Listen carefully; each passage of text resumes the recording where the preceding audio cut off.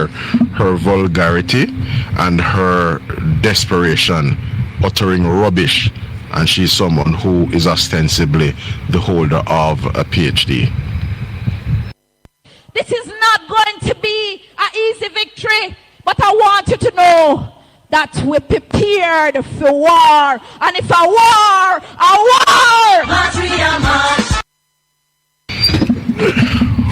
Well, we can find out if it's March, June, July, August, or September. But what I do know is that this September will be a September to remember. We're gonna go back to the phone lines, bring the connection here. Good morning, caller. Welcome to Straight Up. Good morning, caller. Welcome to Straight Up. Yes. Good morning, sir. How are you doing? Morning, Bongo. Welcome to the program. What's going on here? Yeah, man. I'm saying to you, it's a disgrace how Conrad O'Brien operates on the program. Whenever I come on the program, he tries to obfuscate, try to create all kind of distraction, and then cut me off saying I'm telling lies. Is that from your end? Hello? Yeah. I have an awkward squeak, but we're trying to mitigate that. From my end? No, man, it's from my end, Bongo. So, yeah, man, I listened to the program on Monday. I listened to the program on Monday, and I listened to the program yesterday as well. So, I know of which you speak. Yeah, but listen, this is not the People's National Party I know, you know. Conrad O'Brien is like Bucky Master, Bakra Master. He is defending this British aristocrat. This British aristocrat, not good. Because I'm not attacking the PNP today. I'm attacking an imposter who never thought his daughter, Jamaica, was good enough for his first daughter to be born. When, before she was born, 12 days he took her to his baby mother to Florida. Because he didn't think that Jamaica is good enough for his first child to be born. He's been here, he said he's born here, yet he can't say comrade. He has no regard for our culture, our language. Have you heard him speaking? Yeah, man, I've heard him. So he produces K-A-M-R-E-D. K-A-M-R-E-D. So he said comrade. Comrades. The man has no regard for our culture. Listen to me. You know, I'm going to say this to you. P.J. Patterson stated that anybody who wants to be the leader of this country must swear allegiance to Jamaica.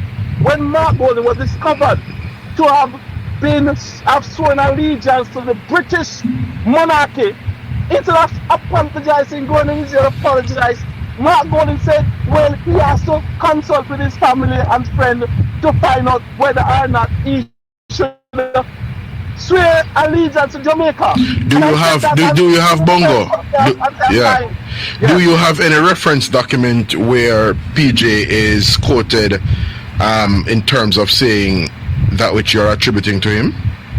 I'm actually driving now. I don't remember if it was the observer. It was on TV. I see. Okay, one of the things I vividly recall, Bongo, is that last May of 2024, right? One of those months, I think it may have been May, there was a speaking engagement facilitated by the University of the West Indies, Mona, at the regional headquarters it was, where Bruce Golding was in attendance and PJ made mention of someone who he sought to appoint, and he indicated to the person that they would have to divest themselves of this dual citizenship, and he indicated that the person, I think it was, I don't know if it was to which office in government, but it wasn't a politician, you know, it was it direct not public defender, but DPP. There was an officer who he was, tapping to a point, and he indicated that the person had to divest themselves of dual nationality, and that the person did so without hesitation. That was the quote from Patterson. Patterson indicated that the officer, the prospective appointee, relinquished their citizenship outside of Jamaica without hesitation. Mark Golding did no such thing. Well, now, look here. I'm not even going to citizenship, you know. I'm talking about allegiance because I remember I don't reach citizenship yet. When the case with Darvas and Dabdu, Miss Jayla McCullough, the Chief Justice, I think, said that Adam Darvas not renewed his passport. And it renewal I mean an act of his own. Then it would have been okay in Parliament as a dual citizen. Mark Golden, listen to me, claimed that I don't know if he was born here. So in short, Bongo, in short, Zane, the test was, what was the test?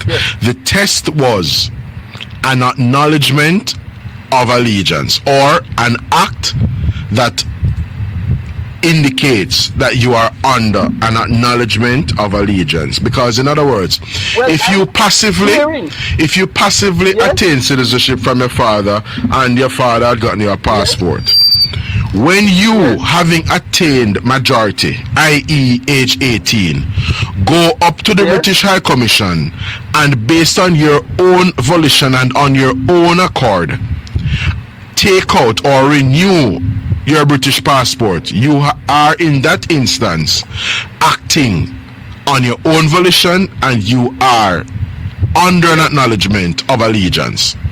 And the point I keep making to you is that this matter is something that is deserving of being tested in the court. Yes, because the British Crown, which is the point that Conor O'Brien is not taking on, and I don't know why you do not put it to him. Yes, the British Crown, this is what I'm saying, the British Crown is divisible. I'm sure he doesn't even know what that means. And that is what I'm imploring you to put to him. But quite frankly, actually, I'm not a lawyer, so I have to use the jargon and that. I mean, I can research that certainly, and I will take that into consideration. But what I'm saying is, when he was discovered, not to swear allegiance to the. By the way, when did he get this passport, Jamaican passport, Mr.? At age 46, sir. At age 46, sometime in 2011, just ahead of the elections that were held in 2011. Let me tell you something, Mr. Morgan. Yes, sir. You know the PNP song that they sang, my father born you, my grandfather born you, that shows to the extent to which the PNP believe in that kind of patriotism, you know. I saw Mark Boland singing this song and dancing. Is that not a pathological That's a falsehood. That's an absolute for him, because remember now, Bongo, Mark Golding has presented broadcasts for Heroes Day and Emancipation period, right? Where he has spoken to our ancestors, XYZ. And Mark Golding knows fully well that his ancestors came here voluntarily. His ancestors are different from my ancestors and your ancestors, Bongo. Our ancestors who came here involuntarily. They were dragged here, crammed onto vessels like sardines. Marlon. Yes, sir. Marlon, you know that I don't think is Canada and white. I'm not a racist now. Jamaica, most of men are one color. But can you imagine a black man who grew up in Jamaica will defend an imposter like that? He's a traitor. Canada man, you're a traitor. Because how can you defend that? A man who said when he was presented on the stage as the only man who can free us from slavery. Did Mark Boland say no, that's not true? Did he say no, Mr. Morgan? Did he say no? He did no such thing, sir. He shook his head in agreement. And I told O'Brien, he said, I'm a liar. And he called Hall, he called Mr. whatever his name, Portmore, and he cut me off. Yes? And then he talked some nasty things about me as a teacher, and who I teach at personal. He's a disgrace to a radio station. If I say something that's not true, he would say the same thing about me. He would say the same thing about me. He and his minions like Marsh, Al, Salah, who else? Metro. All of the entire band. He dummifies them. So what I'm saying to you now, we cannot, Mr. Morgan, yes, I used to the PNP. I was at time associated with the PNP when I was a child. My relatives are PNP, some of them, some are Labourite. I used to PJ. I don't want a white, listen me carefully, I'm not a racist. I don't want a white person whose ancestors enslaved us, raped our grandparents, come now, try to take over and fool us. We have had Jews in this country. You have a right to that view. I heard Karen Cross up to last night. Karen Cross made that same point on her social media platform, and you too have a right to have a preference to not be led by a man who is British, white, and essentially the descendant of the very people who enslaved our ancestors. Simple. And deceiving us like they deceived us then, and have the contempt and have this Bakra master over defending him. How can you do that when all the Rastas, look what Bob Marley sang? You know the song, Redemption song? Yeah. He said, but by the help of the Almighty, we lift our head. And this imposter Mark Golding saying, this in this postmodern epoch, that is him can free us from slavery with a chain, ridiculing our ancestors, a chain. My God, that was so contemptuous. And who had the key? Who held the key to that chain and lock, Bongo? Can you imagine? Can you imagine? Bongo, who held the key to that chain? You mean you're referring to the heart? The thing what he had? When Mark Golding had that enactment down in southern St. Andrew, where he had a chain around big, Dayton Campbell paraded big stone with the chain around him. Who held the key to that lock to the chain? I thought it was Mark Golding who had it. I don't remember. Exactly. Mark Golding held the key. So if somebody is in bondage and there's a lock there and you have the key, what does that communicate to you? No, you have the person in a bondage. Anyway, I'm trying to take Al's call, Bongo. So again, touch up the studio perhaps tomorrow. Yeah, man. Alright? Yeah. Switch over to take that call from me, please. Just put him through on the line.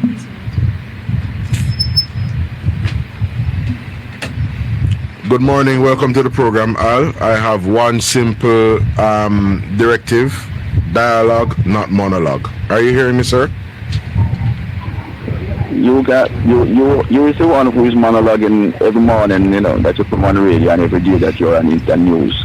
And when people call you, try, but I don't expect any better. No, man, I just gave a little caveat a while ago, that's all. The program, I have to tell me about monologue, and you attack, I'm not talking. Go ahead with the intervention this morning, Al. You see, when truth press, it will rise again, you know. That's right. I heard you playing all kind of clips. Somebody called me and tell me. Yeah, man, I played Miranda Wellington. You're not playing the clip with this one. He said they will never hand over power to PNP even if they lose. You're not playing that. Desmond said no such thing, sir. Rubbish, Al. Rubbish, Al. How could Desmond say not hand over power even if them lose? That makes sense to you? Just think about it for yourself, the man. Because we saw the trend has been set for dictatorial governance. Whereas you can't talk, the police come to you for your benefit to criticize the government. Whereas on the street I drive, I pay police if you drive from bike and I run out behind you. I will show them your paper. Oh, you don't want a law and order society. You want the society that Miranda Wellington wants. Disorder. War. If a war. That's the society you want. Well, when the Pentagon them found, they find on that on industrial terrorist, where it has always been coming in our constituency. Any gun coming into Jamaica illegally is to be found, whether down at industrial terrace or upper Aliad. You understand that, guy? Yes. Understand that. Anyway, let me ask you a question about that. I heard the Prime Minister put out a document telling people to conduct themselves. Yes, sir. I played it on the program earlier this morning. Yes, sir. Yes, you put out that. Is it speaking to you how you must conduct yourself? Yes, sir. I am one of the key... Are you conducting yourself? I am comporting myself and operating in adherence to that edict, sir. So the answer is an emphatic yes, Al. Let me ask you this, Mother. Yeah. Now, I say this to you because, I understand desperation cause people. You see, people must be rewarded for their work. And if I am working as hard as you work, and I think that I am doing pretty well, I think that station should be flooded, not confused, with advertisement from the government and from the party that which you serve. But I don't think they think that you are doing pretty well, so they're not advertising at it. What I'm simply saying... Well, it's one to me, Al. I don't write my exams and turn around mark the paper. So, however, I am doing is not a determination for me to make. It is for other people to assess and make that determination. But up to this time for you and radio, they have not seen that. That's a feeding business. Then make that determination. That's right. Yes, sir. I want to say this to you. I heard you talking about Bongo and Carl Conrad name. Never in the history of a country on radio where you have another person participating in a program or on a station and another person at the station come out and vilifying and tearing down the other person like what you are doing. No, sir. He vilifies and tears down himself. You are not to do it, man. And it's a situation you are changing down, you know. It is not my brother. Al, the person of whom you speak vilifies and tears down him own self. Not true. Okay? You realize that I am here as I wear a green shirt having a discussion with you who wears an orange shirt. I do not seek to suppress your thought or suppress your views. You hear the discussion. You hear the discussion between. No, man, because I played something and Milton is going to indicate to me as if he never hear me playing Miranda Wellington's buffoonery. That is the particular behavior of liberals. You are telling people that they hear when they say they never hear. And that's how dictators behave. They always put... Let me ask you, Al. Did you hear Miranda Wellington being played? Did you hear the Miranda Wellington? Well, let me teach you about that. I'm a neighbor. So let me tell you, I come from the same place that I'm going to tell you something. When you believe, sir, when you're fighting a dictatorial government that filled with corruption, you can't take your finger and play like say you play marble with them. You have to fight for justice. We have to fight the Prime Minister Farmer. Oh, so like Miranda, you're saying you have to prepare for war. Well, of course. Oh. Let me tell you what kind of war we're preparing for. War is many kind of war. You have oral war, you have verbal war, you have war in terms of with family, you have war in urbanization, and you have war. So I don't know which one of the war you're talking about. But this one time, we are fighting a war on poverty. That's the only war we're interested in this country. When you say that, okay, fine. Nobody not come tell you say you're not to say that. But because believe the Jamaican people are not bright, that's why Babs come out and tell people so the PNP that the 70s make you buy pad before you can get rice. And she don't know. So what are you saying? Not never go so? You didn't have shoe polished married to roots like flour and bread? Edward Philip George Viaga and his men then, which I can name you, everyone and Steele and the whole of them will come together and so undermine Michael Mann, will bring in the CIA. You think something what they are millions here? So tell Babs, he says she knows. Remember, so you're the brightest man, you lead the Black Caucus, I say. Remember? Remember that you're the brightest man who lead the Black Caucus. Yeah? Yeah, man. I remember when I see not our police nowadays. I remember the assistant then I'm turning. But anyway, I want to take up. So I don't want to take up on a point here, Al. Yes. Because I hear my goodly co-presenter on this program imploring Warmington to not be on the ticket. So him don't want Warmington on the ticket. Him don't want Andrew Holness on the ticket. And I think in the name at least because one other person. Yeah, uncertified. What we shall run against uncertified people? Hold on, man. Warmington not certified. No. Let me tell you why. If you know better, we know better. You're losing it, Al. You're losing it. You're making up things now. Well, find out who own some construction civilian company that giving themselves the whole work in our labor. You think so when I know them something? We have silent documents at the very place that name the Parish Council in a St. Catherine enough. Anyway, at the band when name thing there. Anyway, yesterday I hear a certain gentleman, Daryl Vaz, give out a certain sounding about the JPS license. What do you think about it? You think Philip Powell should enter the chat, or Philip Powell should keep his mouth closed? But I just tell you something. What do you think about that? Let me tell you something. Yeah. Jamaica, everything that Jamaica is today, they owe it to Philip Palwell. Let me just tell you that. The phone where you sit and the microphone where you sit over, the work that Philip Palwell have done in this country. We are not talking about Darrell Voice, you that choose Darrell Voice. Of course, because the Bible said in the last days, when we think evil is right and righteous, and wickedness is good. You say you that choose Darrell Voice to sit in front of any negotiator. My God. The whole of, if Jamaica... So you would have choose Philip Palwell? So you would have choose Philip Palwell? What kind of country this? What kind of country could have Darrell Voice and Mackenzie as minister? Not nowhere in the world, a backward country that, not even the back wall of Africa. They could have never be a voter about to be a minister. Only jail people could do that. We're out of time, Al. It was good having you on. I will do it again tomorrow, see? All right, we'll do it all over again tomorrow. All the best, my brother. Good. We don't suppress and run people here. But at the same time, we don't appreciate that sleight of hand of Milton about him not here like him take big man for idiot. We have come to the end of the program. I want to thank my producer and broadcast technician, Michelle Taylor. And of course, our guest, Cornell Bunting, who joined us here in studio. And all of you, our listeners and callers, for having made it straight up. We go to the BBC News at the top of the hour and do it all over again tomorrow here on The Sound